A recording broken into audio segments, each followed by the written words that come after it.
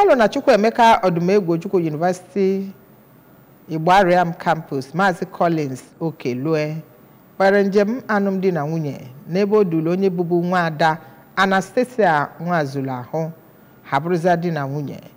Ya bụ mmemme were ọnọdụ na St. Patrick's Cathedral Ọka n'ebe ndị mmadụ abụọ anọ wee kwuo onwe ha nkwa ịbụ di na nwunye nakwa ihu onwe ha n'anya.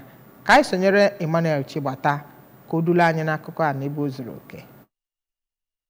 N'okwuchukwu ya ka Cardinal Okpaleke duru di na nwunye ahụ ọdụ ka ha bụrụ ndị ga na-erubere onwe ha isi ma hụ onwe ha n'anya. Onye isi ya bụ mmemme bụ Sinetọ Ume gosipụtara obi aṅụrị ya na ya bụ mmemme ma kpee ekpere ka ịdị n'otu na-adịgide na ya bụ ezinụlọ. Nne na nna nke nwoke bụ Chief Peter nakwa Odoziakụ Bridget Okelue gosipụtara ịhụnanya ha na-abụghị naanị na nwa ya nwoke gbara akwụkwọ kama na ha dị ndụ wee fụ alụmdi na nwunye ụmụ ha niile. N'otu aka ahụ ka nne na nna nke nwaanyị bụ Chief Valentine nakwa Odoziakụ Ngozi Nwazuluahu kwuru na Chineke azago ha ekpere site na ya bụ alụmdi na nwunye bụ nke na-enye ha so obi aṅụrị. Na nzaghachi ka Maazi Collins nakwa Odoziakụ ya bụ Anastasia Okelue kọwaa na ọ bụ site na amara Chineke ebe ha kelekwere ndị niile bịara ịkwado ha. Ya bụ mmemme bụ nke a nụrụ wee gbaa achịcha gbakwa egwu nakwa kwa ngaji n'eze. Ndị bịakwara ya bụ mmemme gụnyere okwupụta okwu nke ụlọ omeiwu na steeti a bụ Right Honorable Somtochukwu Udeze, odeakwụkwọ nyegara gọọmenti steeti a bụ Ọkammụta Solo Chukwulobelu,